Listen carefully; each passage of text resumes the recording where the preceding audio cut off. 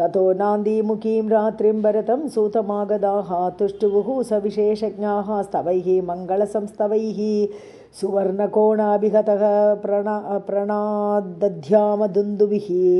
दद्मुः शङ्काश्च शतशः वाद्यांश्च उच्च अवचस्वरान् सातूर्यघोषः सुमहान् दिवम् आपूरयन्निव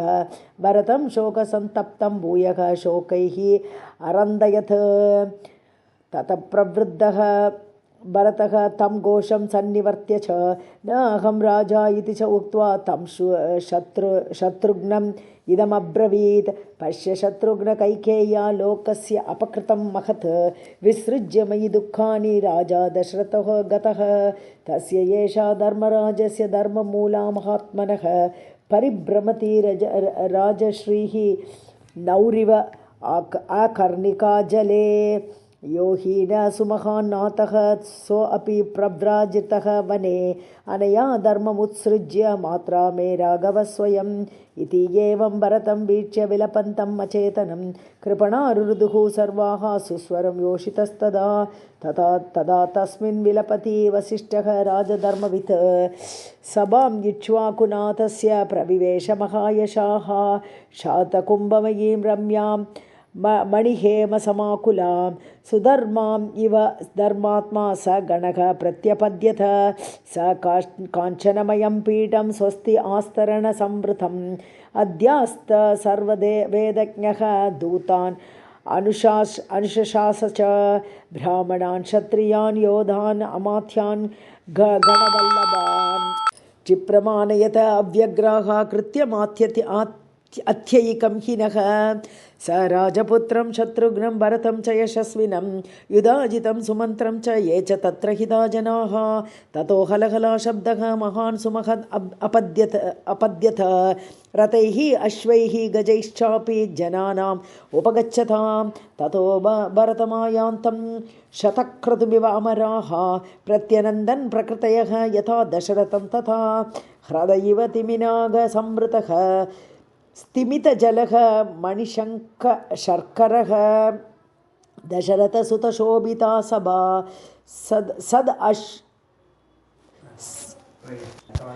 सदश्वरथेव बभूव सा पुरा। इतिहासे श्रीमद्रामायणे वाल्मीकि आदिकाव्ये अयोध्याकाण्डे 81तमः सर्गः। सीतारामाभ्यां नमः। 82तमः सर्गः। तामार्यगणसम्पूर्णां भरतः प्रग्रहां सभां ददर्श बुद्धिसम्पन्नः पूर्णचन्द्रां निशामिव आसनानि यथा न्यायम् आर्याणां विशतां तदा वस्त्र अङ्गरागप्रभया द्योतिता सभोत्तमा सा विद्वज्जनसम्पूर्णां सभासु रुचिरा तथा अदृश्यत घन अपाये पूर्णचन्द्र इव शर्वरी राज्ञः तो प्रकृतिः सर्वाः स सम्प्रेक्ष्य च धर्मवित् इदं पुरोहितः वाक्यं भरतं मृदु च अब्रवीत् तात राजा दशरथः स्वर्गतः धर्मम् आचरन् धनधान्यवतीं स्वीतां प्रदाय पृथिवीं तव रामः तथा सत्यवृत्तिः सतां धर्ममनुस्मरन् न अजहात् पितुरादेशं शशि ज्योत्स्नम् इव उदितः पित्रा भ्रात्रा च ते दत्तं राज्यं निकटकण्टकं तद्भुङ्क्ष्व मुदित अमात्यः क्षिप्रमेव अभिषेचय उदीच्याश्च प्रतीच्याश्च दक्षिणात्याः च केवलाः कोट्या अपरान्ताः सामुद्राः रत्नानि उपहरन्तु ते तच्छ्रुत्वा भरतः वाक्यं शोकेन अभिपरिप्लुतः जगाम मनसा रामं धर्मज्ञः धर्मकाङ्क्षया स बाष्पकलया वाचा कलहंसस्वरः युवा विललाप सभामध्ये जगर्हे च पुरोहितं चरितब्रह्मचर्यस्य विद्यास्नातस्य धीमतः धर्मे प्रयतमानस्य को राज्यं मद्विदः हरेत् कथं दशरथात् जातः भवेत् राज्य अपहारकः राज्यं च अहं च रामस्य धर्मं वक्तुम् इह अर्हसि ज्येष्ठः श्रेष्ठश्च धर्मात्मा दिलीप नहुषोपमः लुब्धम् अर्हति काकुस्तः राज्यं दशरथः यथा अनार्जुष्टम् अस्वर्ग्यं कुर्यां पापमहं यदि इक्ष्वाकूणाम् अहं लोके भवेयं कुलपांसनः यद्धि मात्रा कृतं पापं न अहं तदपि रोचये इहस्तः वनदुर्गस्थं नमस्यामि कृत अञ्जलिः राममेव अनुगच्छामि स राजाधिपदाम्बरः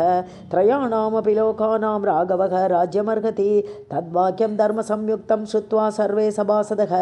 हर्षात् मुमुचुः अश्रूणि रामे निहतचेतसः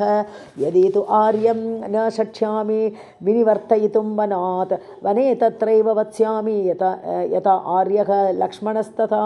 सर्वमुपायं तु वर्तिष्ये विनिवर्तयितुं बलात् समक्षम् आर्यमिश्राणां साधूनां गुणवर्तिनां विष्टिकर्मान्तिकाः सर्वे मार्गशोधकदक्षकाः प्रस्थापिता मया पूर्वं यात्रा च मम रोचते एवमुक्त्वा तु धर्मात्मा भरतः भ्रातृवत्सलः समीपस्थम् उवाच इदं सुमन्त्रं मन्त्रकोविदं तूर्णमुत्थाय गच्छत्वं सुमन्त्र मम शासनात् यात्रामाज्ञापयश्चिप्रं बलं चैव समानय एवमुक्तः सुमन्त्रः तु भरतेन महात्मना प्रहृष्टः सः अदिशत् सर्वं यथा सन्दिष्टम् इष्टवत् ताः प्रहृष्टाः प्रकृतयः बल अध्यक्षाः बलस्य च श्रुत्वा यात्रां समाज्ञाप्तां राघवस्य निवर्तने ततो योधाङ्गनाः सर्वाः भर्तॄन् सर्वान् गृहे गृहे यात्रागमनमाज्ञाय त्वरयन्ति स्म हर्षिताः ते हयैः गोरतैः शीघ्रं सन्दनैश्च मनोजवैः सह योषिद्बल अध्यक्षाः बलं सर्वम् अचोदयन् सज्जं तु तद्बलं दृष्ट्वा भरतः गुरुसन्निधौ रथं मे त्वरयस्व इति सुमन्त्रं पार्श्वतः अब्रवीत् भरतस्य तु तस्य आज्ञां परिगृह्य महर्षितः रथं गृहीत्वा उपययौ युक्तं परमवाजिभिः स राघवः सत्यधृतिप्रतापवान् ब्रुवन् सुयुक्तं दृढसत्यविक्रमः गुरुं महारण्यगतं यशस्विनं प्रसादयिष्यन् भरतः अब्रवीतदा तूर्णं त्वमुत्थाय सुमन्त्र गच्छ बलस्य योगाय बलप्रदानान् आनेतुमिच्छामि हीतं वनस्थं प्रसाद्य रामं जगतो हिताय स सूतपुत्रः भरतेन सम्यक् आज्ञापितः सम्परिपूर्णकामः शशास सर्वान् प्रकृतिप्रदानान् बलस्य मुख्यांश्च सुहृज्जनं च ततः समुत्थाय कुले कुले थे राजन्यवैश्या वृषलाश्च विप्राः अयुयुजन् उष्ट्ररथान् करांश्च नागान् हयांश्चैव कुलप्रसूतान् इति श्रीमद् रामायणे वाल्मीकि आदिकाव्ये अयोध्याकाण्डे 82तमः सर्गः सीतारामाभ्यां नमः 83तमः सर्गः ततः समुत्थितः कल्यमास्थाय स्यन्दनोत्तमं प्रययौ भरतः शीघ्रं रामदर्शनकाम्यया अग्रतः प्रयेयुः तस्य सर्वे मन्त्रिपुरोहिताः अधिरुह्य हयैः युक्तान् रथान् सूर्यरथोपमान् नवनागसहस्राणि कल्पितानि यथाविधि अन्वयुः भरतं यान्तम् इक्ष्वाकुकुलनन्दनं षष्टिरथसहस्राणि धन्विनः विविध आयुधाः अन्वयुः भरतं यान्तं राजपुत्रं यशस्विनं 100 सहस्राणि अश्वानां समारूढानि राघवम् अन्वयुः भरतं यान्तं राजपुत्रं यशस्विनं कैकेयी च सुमित्रा च कौसल्या च यशस्विनी राम आनयन सन्तुष्टाः ययुः यानेन भास्वता प्रयाताश्च आर्यसङ्घाता रामं द्रष्टुं स लक्ष्मणं तस्य एव च कथाः चित्राः कुर्वाणाः कृष्टमानसाः मेघश्यामं महाबाहुं स्थिरसत्वं दृढव्रतं कदा द्रक्ष्यामहे रामं जगतः शोकनाशनं दृष्ट एव हि नः शोकम् अपनेष्यति राघवः तमः सर्वस्य लोकस्य समुद्यन्निव भास्करः इत्येवं कथयन्तस्ते सम्प्रहृष्टाः कथाशुभाः परिष्वजानाश्च अन्योन्यं ययुः नागरिकाः तदा ये च तत्र अपरे सर्वे सम्मता ये च नैगमाः रामं प्रति ययुः हृष्टाः सर्वा प्रकृतयः शुभाः मणिकाराश्च ये केचित् कुम्भकाराश्च शोभनाः सूत्रकर्मविशेषज्ञा ये च शस्त्र उपजीविनः मायूरकाः क्राकचिकाः वेदकाः रोचकास्तथा दन्तकारा सुधाकारा ये च गन्ध उपजीविनः सुवर्णकाराः प्रख्याताः तथा कम्बलकारकाः स्नापकोष्णः उष्ण उदकाः वैद्याः धूपका शौडिकास्तथा तुन्नवायाश्च ग्रामघोषं महत्तराः शैलूषाश्च सहस्त्रीभिः यान्ति कैवर्तकास्तथा समाहिता वेदविदः ब्राह्मणाः वृत्तसम्मताः गोरतैः भरतं यान्तम् अनुजग्मुः सहस्रशः सुवेशाः शुद्धवसनाः ताम्रमुष्ठ अनुलेपिनः सर्वे ते विविधै यानैः शनैः भरतमन्वयुः प्रहृष्टमुदिता सेना स अन्वयात् कैकेयी सुतं भ्रातुः आनयने यातं भरतं भ्रातृवत्सलं ते गत्वा दूरमध्वानं रथयान अश्वकुञ्जरैः समासेदुः ततो गङ्गां शृङ्गवेरपुरं प्रति यत्र रावसका वीरः गुहः ज्ञातिगणैः वृतः निवसति अप्रमादेन देशं तं परिपालयन् उपेत्य तीरं गङ्गायाः चक्रवाकैः अलङ्कृतं व्यवतिष्ठत सा सेना भरतस्य अनुयायिनी निरीक्ष्य अनुत्थितां सेनां तां च गङ्गां शिवोदकां भरतः सचिवान् सर्वान् अब्रवीत् वाक्यकोविदः निवेशयत मे सैन्यम् अभिप्रायेण सर्वतः विश्रान्ताः प्रतरिष्यामः श्वः इमां सागरङ्गमां दातुं च तावदिच्छामि स्वर्गतस्य महीपतेः और्ध्वदेहनिमित्तार्थम् अवतीर्य उदकं नदीं तस्य एवं ब्रुवतः अमात्याः तथा इति उक्त्वा समाहिताः निवेशयन् तान् छन्देन स्वेन पृथक् पृथक् निवेश्य गङ्गामनुतां महानदीं चमूं विधानैः परिबर्हशोभिनीम् उवास रामस्य तदा महात्मनः विचिन्तमानः भरतः निवर्तनम् इति श्रीमद् रामायणे वाल्मीकि आदिकाव्ये अयोध्याकाण्डे 83तमः सर्गः। सीतारामाभ्यां नमः। 84तमः सर्गः। ततो निविष्टां द्वजिनीं गङ्गाम् अन्वाश्रितं नदीं निषादराजः दृष्ट्वा एव ज्ञातीन् स परितः अब्रवीत् महतीयम् इतः सेना सागरा वा प्रदृश्यते न अस्य अन्तम् अवगच्छामि मनसापि विचिन्तयन् यदा नु खलु दुर्बुद्धिः भरतः स्वयमागतः स एष हि महाकायः ध्वजः रथे बन्धयिष्यति वा पाशैः अथवा अस्मान् बधिष्यति अनुदाशरथिं रामं पित्रा राज्यात् विवासितं सम्पन्नां श्रियम् अन्विच्छन् तस्य राज्ञः सुदुर्लभां भरतः कैकेयीपुत्रः हन्तुं सम्मधिगच्छति भर्ता चैव सखा चैव रामः दाशरथिः मम तस्यार्थकामा सन्नद्धाः गङ्गा अनुपे अत्र तिष्ठन्तु सर्वदाशाश्च गङ्गाम् अन्वाश्रिता नदी बलयुक्ता नदीरक्षाः मांसमूलफल अशनाः नावां शतानां पञ्चानां कैवर्तानां शतं सन्नद्धानां तथा यूनां तिष्ठन्तु इति अभ्यचोदयत् यदि तुष्टः तु भरतः रामस्य इह भविष्यति इयं स्वस्तिमती सेना गङ्गाम् अद्य तरिष्यति इत्युक्त्वा उपायनं गृह्य मत्स्य मांस मधूनि च अभिचक्राम भरतं निषाद अधिपतिः गुहः तम् आयान्तं तु सम्प्रेक्ष्य सूतपुत्रः प्रतापवान् भरताय आचचक्षे अथ समयज्ञः विनीतवत् एष ज्ञातिसहस्रेण स्थपतिः परिवारितः कुशलः दण्डकारण्ये वृद्धः भ्रातुश्च ते सखा तस्मात् पश्यतु काकुस्तं त्वां निषाद अधिपः गुहः असंशयं विजानीते यत्र तौ रामलक्ष्मणौ एतत्तु वचनं श्रुत्वा सुमन्त्रात् भरतः शुभम् उवाच वचनं शीघ्रं गुहः पश्यतु मामिति लब्ध्वा अनुज्ञां सम्प्रहृष्टः ज्ञातिभिः परिवारितः आगम्य भरतं प्रह्वः गुहः वचनम् अब्रवीत् निष्कुटश्चैव देशो अयं वञ्चिताश्चापि ते वयं निवेदयाम ते सर्वं स्वके दाशगृहे वस अस्ति मूलफलं च एतत् निषादैः स्वयमर्जितम् आर्द्रं शुष्कं तथा मांसं वन्यं च उच्च अवचं तथा आशंसे आशिता सेना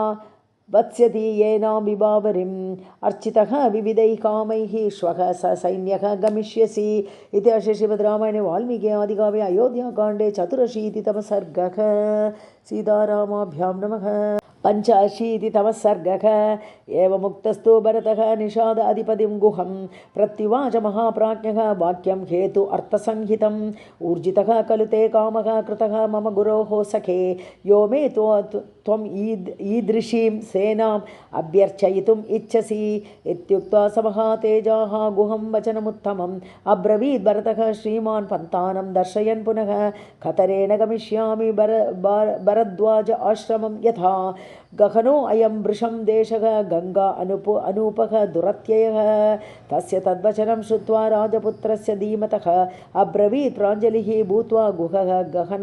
गहनगोचरः दाशास्तु अनुगमिष्यन्ति देशज्ञाः सुसमाहिताः अहं च अनुगमिष्यामि राजपुत्र महाबल कच्चित् न दुष्टः व्रजसि रामस्य अक्लिष्टकर्मणः इयं ते महती सेना शङ्कां जनयतीव मे तम् एवम् अभिभाषन्तम् आकाश इव निर्मलः भरतश्लक्षया वाचा गुहं वचनमब्रवीत् मा भूतकालः यत्कष्टं न मां शङ्कितुमर्हसि राघवः सहि मे भ्राता ज्येष्ठः पितृसमो मतः तं निवर्तयितुं यामि काकुत्स्थं वनवासिनं बुद्धिः अन्या न मे कार्या गुह सत्यं ब्रवीमि ते स तु संहृष्टवदनः श्रुत्वा भरतभाषितं पुनरेव अब्रवीत् वाक्यं भरतं प्रति हर्षितः धन्यः त्वं न त्वया तुल्यं पश्यामि जगतीतले अयत्नात् आगतं राज्यं यः त्वं त्यक्तुमिच्छसि शाश्वती खलु ते कीर्तिः लोकान् अनुचरिष्यति यः त्वं कृष्णगतं रामं प्रति आनयितुम् इच्छसि एवं सम्भाषमाणस्य गुहस्य भरतं तदा भवो नष्टप्रभः सूर्यः रजनी च अभ्यवर्तत सन्निवेश्य सतां सेनां गुहेन परितोषितः शत्रुघ्नेन समं श्रीमान् शयनं पुनरगमत् रामचिन्तामयः शोकः भरतस्य महात्मनः उपस्थितः हि अनर्हस्य धर्मप्रेक्षस्य तादृशः अन्तर्दाहेन दहनः सन्तापयति राघवं वनदाह अग्निसन्तप्तं गूढः अग्निरिव पादपं प्रसृतः सर्वगोत्रेभ्यः स्वेदं शोकाग्निसम्भवं यथा सूर्यांशुसन्तप्तः हिमवान् प्रसृतो हिमं ध्यान निर्धरशैलेन विनिश्वसित धातुना दैत्यपादपसङ्गेन शोक आयास अधिशृङ्गिणा प्रमोह अनन्तसत्त्वेन सन्ताप औषधिवेणुना आक्रान्तः दुःखशैलेन महता केकयीसुधः विनिश्वसन् वै वृषदुर्मनाः ततः प्रमूढसज्ञः परम आस्पदं गतः शमं न लेभे हृदयज्वर अर्दितः नरशभः यूतहतः यथा ऋषभः गुहेन सार्धं भरतः समागतः महानुभावः स जनः समाहितः सुदुर्मनाः तं भरतं तदा पुनः गुहः सम् आश्वासयत् अग्रजं प्रति इति श्रीमद् रामायणे वाल्मीकि आदिकाव्ये अयोध्याकाण्डे 85तमः सर्गः। सीतारामाभ्यां नमः। 86तमः सर्गः। आचचक्षेत सद्भावं लक्ष्मणस्य महात्मनः भरताय अप्रमेयाय गुहः गगनगोचरः तं जाग्रतं गुणैः युक्तं वरचापयिषुधारिणं भ्रातृगुप्त्यर्थम् अत्यन्तम् अहं लक्ष्मणम् अब्रुवन् इयं तात सुखाशय्या त्वदर्थम् उपकल्पिता प्रत्याश्वसिः शेषु आस्यां सुखं राघवनन्दन उचितो अयं जनः सर्वाः दुःखानां त्वं सुख उचितः धर्मात्मन् तस्य गुप्त्यर्थं जागरिष्यामहे वयं न हि रामात् प्रियतरः मम अस्ति भुवि कश्चन मा उत्सुको भूः ब्रवीमि एतद् अथ सत्यं तव अग्रतः अस्य प्रसाद दिशंसे अस्य प्रसादात् आशंसे लोके अस्मिन् स महद्यशः धर्म अवाप्तिं च विपुलाम् अर्थकामौ च केवलौ सोऽहं प्रियसखं रामं शयानं सह सीतया रक्षिष्यामि धनुष्माणिः सर्वैः स्वैः ज्ञातिभिः सह न हि मे अविदितं किञ्चिद्वने अस्मिन् शरतः सदा चतुरङ्गं हि अपि बलं प्रसहेम वयं युधि एवम् अस्माभिः उक्तेन लक्ष्मणेन महात्मना अनुनीता वयं सर्वे धर्ममेव अनुपश्यता कथं दाशरथौ भूमौ शयाने सह सीतया शक्या निद्रा मया लब्धुं जीवितानि सुखानि वा यो न देवासुरैः सर्वैः शक्यः प्रसहितुं युधि तं पश्य गुह संविष्टं तृणेषु सख सीतया महता तपसा लब्धः विविधैश्च परिश्रमैः एकः दशरथस्य एषः पुत्रः सदृशलक्षणः अस्मिन् प्रव्राजिते राजा न चिरं वर्तयिष्यति विधवा मेदिनी नूनं क्षिप्रमेव भविष्यति विरद्य सुमहानादं श्रमेण उपरताः स्त्रियः निर्घोषः विरतः नूनमद्य राजनिवेशने कौसल्या चैव राजा च तथैव जननी मम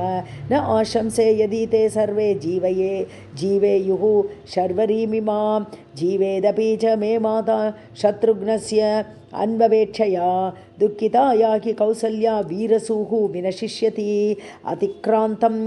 अनवाप्य मनोरथं राज्ये रामम् अनिक्षिप्य पिता मे विनशिष्यति सिद्धार्थाः पितरं वृत्तं तस्मिन् काले हि उपस्थिते प्रेतकार्येषु सर्वेषु संस्करिष्यन्ति भूमिपं रम्यच्छत्वरसंस्थानं सुविभक्तमहापथाम् हर्म्यप्रासादसम्पन्नां सर्वरत्नविभूषितां राजा अश्वरथसम्बादां तूर्यनादविनादितां सर्वकल्याणसम्पूर्णां हृष्टपुष्टजन आकुलाम् आराम उद्यानसम्पूर्णां समाज उत्सवशालिनीं सुखिता विचरिष्यन्ति राजधानीं पितुर्मम अपि सत्यप्रतिज्ञेन सार्धं कुशलिना वयं निवृत्ते समये हि अस्मिन् सुखिताः प्रविशेमहि परिदेवयमानस्य तस्य एवं हि महात्मनः तिष्ठतः राजपुत्रस्य शर्वरी सा अत्यवर्तत प्रभाते विमले सूर्ये कारयित्वा जटा उभौ अस्मिन् भगीरथी तीरे सुखं सन्तारितौ मया जटाधरौ तौ द्रुमचीरवाससौ महाबलौ कुञ्जरयूतप उपमौ वर इषुदी चापधरौ परन्तपौ विपेक्षमाणौ सह सीतया गतौ इति श्रीमद् रामायणे वाल्मीकि आदिकाव्ये अयोध्याकाण्डे षडशीतितमः सर्गः। सीतारामाभ्यां नमः। 87तमः सर्गः। गुहस्य वचनं श्रुत्वा भरतः भृशम् अप्रियं ध्यानं जगाम तत्रैव यत्र तच्छ्रुतम् अप्रियं सुकुमारः महासत्त्वः सिंहस्कन्दः महाभुजः पुण्डरीकविशालाक्षः तरुणः प्रियदर्शनः प्रत्याश्वस्य मुहूर्तं तु कालं परमदुर्मनाः ससाद सहसा तौत्रैः हृदि विद्यैव द्विपः भरतं मूर्छितं दृष्ट्वा विवर्णवदनः गुहः बभूव व्यथितः तत्र भूमि कंपे यथा द्रुमः तदवस्थं तु भरतं शत्रुघ्नः अनन्तरस्थितः परिष्वज्य रुरोध उच्चैः विसज्ञः शोककर्षितः ततः सर्वाः समापेतुः मातरः भरतस्य ताः उपवासकृशादीना भर्तृव्यसनकर्षिताः ताश्च पतितं भूमौ रुदत्यः पर्यवारयन् कौसल्या तु अनुसृत्य येनं दुर्मना परिशस्वजे वत्सला स्वं यथा वत्सम् उपगुह्य तपस्विनी परिपप्रच्छ भरतं रुदति शोकलालसा पुत्रव्याधिः न ते कच्चित् शरीरं प्रतिबाधते अस्य राजकुलस्य आद्य त्वद् अधीनं हि जीवितं त्वां दृष्ट्वा पुत्रजीवामि रामे स भ्रातृके गते वृत्ते दशरथे राज्ञी न अथ एकः त्वम् अद्यनः नाथ एकः त्वम् अद्यनः कच्चित् न लक्ष्मणे पुत्र श्रुतं ते किञ्चित् अप्रियं पुत्रे वा हि एकपुत्रायाः सखभार्ये वनं गते स मुहूर्तं समाश्वस्य रुदन् एव महायशाः कौसल्यां परिसान्त्व्य इदं गुहं वचनमब्रवीत् भ्राता मे क्व अवसत् रात्रौ क्व सीता क्व च लक्ष्मणः अस्वपन् शयने कस्मिन् किं भुक्त्वा गुह शंसमे सः अब्रवीत् भरतं हृष्टः निषाद अधिपतिः गुहः यद्विदं प्रतिपेदे च रामे प्रियहिते अतिथौ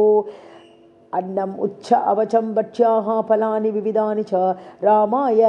अव्यवहारार्थं बहुशः अपहृतं मया तत्सर्वं अनिज्ञासीत् रामः सत्यपराक्रमः न हि तत् प्रत्यगृह्णात् स क्षत्रधर्मम् अनुस्मरन् न हि अस्माभिः प्रतिग्राह्यं सखे देयं तु सर्वदा इति तेन वयं सर्वे अनुनीता महात्मना लक्ष्मणेन यदा नीतं पीतं वारि महात्मना औपवास्यं तदा अकार्षीत् राघवः सह सीतया ततस्तु जलशेषेण लक्ष्मणः अपि अकरोत् तदा वाग्यताः ते त्रयः सन्ध्यां समुपासन्त संहिताः सौमित्रिः तु ततः पश्चात् अकरोत् आस्तरं शुभं स्वयम् आनीय बर्हिंषि क्षिप्रं राघवकारणात् तस्मिन् समाविशत् रामः आस्तरे सह सीतया प्रक्षाल्य च तयोः पादौ व्यपाक्रामत् स लक्ष्मणः एतत्तद् इङ्गुदीमूलम् इदमेव च तत्तृणं यस्मिन् रामश्च सीता च रात्रिं तां शयितौ उभौ नियम्य पृष्ठे तु तल अङ्गुलित्रवान् शरैः सुपर्णौ इषुदि परन्तपः महद्दनुः सज्जमुपोह्य लक्ष्मणः निशाम् अतिष्ठत् परितः अस्य केवलं ततस्तु अहं च उत्तमबाणचापद्भृत् स्थितो अभवं तत्र स यत्र लक्ष्मणः अतन्द्रितैः ज्ञातिभिः आत्तकार्मुकैः महीन्द्रकल्पं परिपालयन्स्तथा इति श्रीमद्रामायणे वाल्मीकि आदिकाव्ये अयोध्याकाण्डे 87तमः सर्गः सीतारामाभ्यां नमः 88तमः सर्गः तच्छ्रुत्वा निपुणं सर्वं भरतः सह मन्त्रिभिः इङ्गुदीमूलमागम्य रामशय्याम् अवैक्षत अब्रवीज्जननीः सर्वाः इह तस्य महात्मनः शर्वरी शयिता भूमौ इदम् अस्य विमर्दितं महाराजकुलीनेन महाभागेन धीमता जातः दशरथेन उर्व्यां न रामः स्वप्तुमर्हति अजिनोत्तर संस्तीर्णः वर आस्तरणसञ्चये शयित्वा पुरुषव्याघ्रः कथं शेते महीतले प्रासाद अग्रविमानेषु वलभीषु च सर्वदा हैमराजतभौमेषु वर आस्तरणशालिषु पुष्पसञ्चयचित्रेषु चन्दन अगरुगन्धिषु पाण्डुर अभ्रप्रकाशेषु शुकसङ्गऋतेषु च प्रासादवरवर्येषु शीतवत्सु सुगन्धिषु उषित्वा मेरुकल्पेषु कृतकाञ्चन काञ्चनभित्तिषु गीतवादित्रनिर्घोषैः वराभरणनिस्वनैः मृदङ्गवरशब्दैश्च सततं प्रतिबोधितः वन्दिभिः वन्दितः काले बहुभिः सूतमागधैः गाथाभिः अनुरूपाभिः स्तुतिभिश्च परन्तपः अश्रद्धेयम् इदं लोके न सत्यं प्रतिभाति मा मुह्यते खलु मे भावः स्वप्नो अयमिति मे मतिः न नूनं दैवतं किञ्चित् कालेन बलवत्तरं यत्र दाशरथी रामः भूमौ एवम् अशेत सः यस्मिन् विदेहराजस्य सुता च प्रियदर्शना दयिता शयिता भूमौ स्नुषा दशरथस्य च इयं शय्या मम भ्रातुः इदम् आवर्तितं शुभम् स्तण्डिले कठिने सर्वे गात्रैः विमृदितं तृणं मन्ये सा आभरणा सुप्ता सीता अस्मिन् शयने शुभा तत्र हि दृश्यन्ते सक्ताः कनकबिन्दवः उत्तरीयम् इह आसक्तं सुव्यक्तं सीतया तथा हि एते प्रकाशन्ते सक्ताः कौशेयतन्तवः मन्ये भर्तुः सकाशय्या सुकाशय्या येन बाला तपस्विनी सुकुमारी सती दुःखं न विजानाति मैथिली हा हतोऽस्मि नृशंसोऽस्मि यत्सभार्यः कृते मम ईदृशीं राघवः शय्याम् अधिशेते हि अनाथवत् सार्वभौमकुले जातः सर्वलोकसुखावहः सर्वप्रियकरः त्यक्त्वा राज्यं प्रियम् अनुत्तमं कथम् इन्दीवरश्यामः रक्ताक्षः प्रियदर्शनः सुखभागीन दुर्गार्हः शयितः भुविराघवः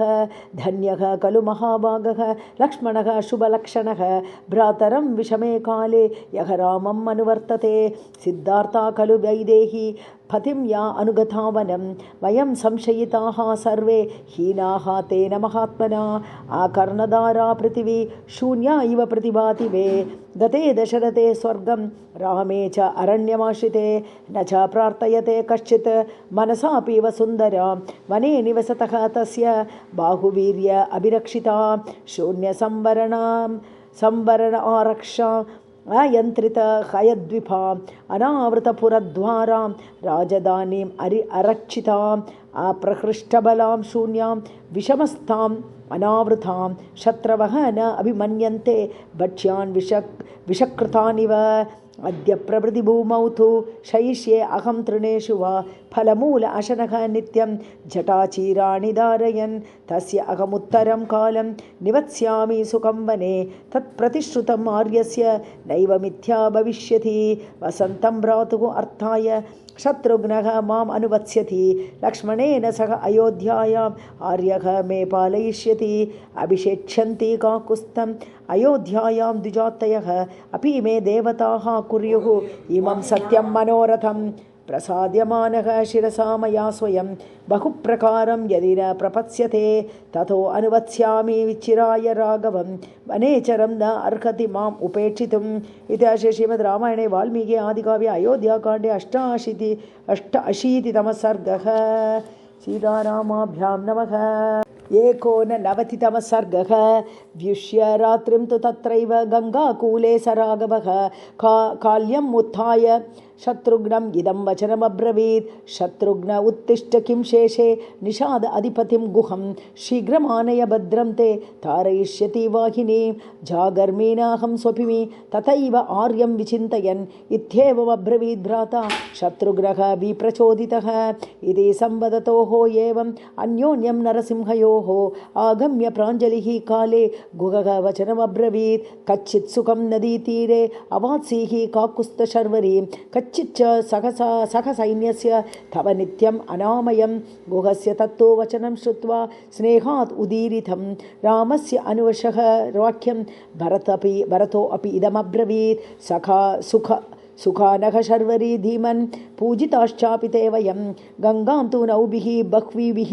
दाशाः सन्तारयन्तु नः ततो गुहः संत्वरितः श्रुत्वा भरतशासनं प्रतिप्रविश्य नगरं तं ज्ञातिजनमब्रवीत् उत्तिष्ठ प्रबुध्यध्वं भद्रमस्तु हि वः सदा नावः समुपकर्षध्वं तारयिष्यामि वाहिनीं ते तथा उक्ताः समुत्थाय त्वरिता राजशासनात् पञ्चनावां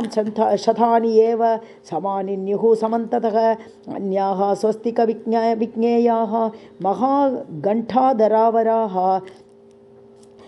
शोभमानाः पताकिन्यः युक्तवाहाः सुसंहताः ततः स्वस्तिकविज्ञेयं पाण्डुकम्बलसंवृतां स नन्दिघोषां कल्याणीं गुहः नावमुपाहरत् तामारुरोह भरतः शत्रुघ्नश्च महाबलः कौसल्या च सुमित्रा च याश्च अन्या राजयोषितः पुरोहितश्च तत्पूर्वं गुरवो ब्राह्मणाश्च ये अनन्तरं राजदाराः तदैव शकटापणाः आवासम् अदीपयतां तीर्थं चापि अवगाहतां भाण्डानि च आददानानां घोषः तु दिवम् अस्पृशत् पताकिन्यः तु ताः नावः स्वयं दाशैः अधिष्ठिताः वहन्त्यः जनम् आरूढं तदा सम्पेतुः आशुगाः नारीणाम् अभिपूर्णास्तु काश्चित् वाजिनां काश्चित् तत्र वहन्ति स्म यानयुग्यं महाधनं तास्तु गत्वा परं तीरम् अवरोप्य च तं जनं निवृत्ताः काण्डचित्राणि क्रियन्ते दाशबन्धुभिः स वैजयन्तास्तु गजारोहैः प्रचोदिताः तरन्तः स्म प्रकाशन्ते सपक्षा इव पर्वताः नावः च आरुरुः तु अन्ये प्लवैः तेरुः तथा अपरे अन्ये कुम्भघटैस्तैः अन्ये कुम्भकटैः तेरुः अन्ये तेरुश्च बाहुभिः सा पुण्यादजिनी गङ्गां दाशैः सन्तारिता स्वयं मैत्रे मुहूर्ते प्राययौ प्रयागवनम् उत्तमम् आश्वासयित्वा तु चमो महात्मा निवेशयित्वा च यथा उपजोषं द्रष्टुं भरद्वाजं ऋषिप्रवर्यं ऋत्विक्सदस्यैः भरतप्रस्तस्ते स ब्राह्मणस्य आश्रमम् अभ्युपेत्य महात्मनः देवपुरोहितस्य ददश रम्य उटजवृक्षदेशं महद्वनं विप्रवरस्य रम्यम् इति श्रीमद्रामायणे वाल्मीकि आदिकाव्ये अयोध्याकाण्डे 89तमः सर्गः। सीतारामाभ्यां नमः। 90तमः सर्गः। भरद्वाज आश्रमं गत्वा क्रोशादेव नरश्शवः जनं सर्वमास्थाप्य जगाम सह मन्त्रिभिः पद्यामेव तु धर्मज्ञः न्यस्तशस्त्रपरिच्छदः वसानः वाससी क्षौमे पुरोदाय पुरोहितं ततः सन्दर्शने तस्य भरद्वाजस्य राघवः मन्त्रिणः तान् अवस्थाप्य जगाम अनुपुरोहितं वसिष्ठं मत दृष्ट्वा एव भारद्वाजः महातपाः सञ्चचाल आसनात् तूर्णं शिष्यान् अर्घ्यम् इति ब्रुवन् समागम्य वसिष्ठेन भरतेन अभिवादितः अबुध्यत महातेजाः सुतं दशरथस्य तं ताभ्याम् अर्घ्यं च पाद्यं च दत्त्वा पश्चात् फलानि च आनुपूर्व्या च धर्मज्ञः पप्रच्छ कुशलं कुले अयोध्यायां बले कोशे मित्रेषु अपि च मन्त्रिषु जानन् दशरथं वृत्तं न राजानम् उदाहरत् वसिष्ठः भरतश्च एनं पप्रच्छतुः अनामयं शरीरे अग्निषु शिष्येषु वृक्षेषु मृगपक्षिषु तथा इति तु प्रतिज्ञाय भरद्वाजः महायशाः भरतं प्रत्युवाच इदं राघवस्नेहबन्धनात् किम् इह आगमने कार्यं तव राज्यं प्रशासतः एतदाचक्ष्व सर्वं मे न हि मे शुद्ध्यते वनः सुषुवेयम् अमित्रघ्नं कौसल्या आनन्दवर्धनं भ्रात्रा सह सभार्यः यः चिरं प्रव्राजितः वनं नियुक्तः स्त्रीनिमित्तेन पित्रा यो असौ महायशाः वनवासी भवेति इह समाः किल चतुर्दश कच्चित् न तस्य अपापस्य पापं कर्तुमिह इच्छसि अकण्टकं भोक्तुमना राज्यं तस्य अनुजस्य च एवमुक्तः भरद्वाजं भरतः प्रत्युवाचः पर्यश्रुनयनः दुःखात् वाचा संसज्जमानया हतो अस्मि यदि मामेवं भगवानपि मन्यते मत्तः न दोषम् आशङ्के मा एवं माम् अनुशादिः न च एतदिष्टं माता मे यद् अवोचन् मदन्तरे न अहमेतेन तुष्टश्च न तद्वचनम् आददे अहं तु तं नरव्याघ्रम् उपयातः प्रसादकः प्रतिनेतुम् अयोध्यायां पादौ च अस्य अभिवन्दितुं तं माम् एवं गतं मत्वा प्रसादं कर्तुमर्हसि शंसमे भगवन् रामः क्व सम्प्रति महीपतिः वसिष्ठादिभिः ऋत्विग्भिः याचितः भगवान् ततः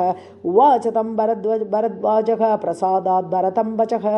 त्वयि एतत्पुरुषव्याघ्रयुक्तं राघववंशजे गुरुवृत्तिः दमश्च एव साधूनां च अनुयायिता जाने च एतत् मनस्तं ते दृढीकरणम् अस्तु इति अपृच्छं त्वां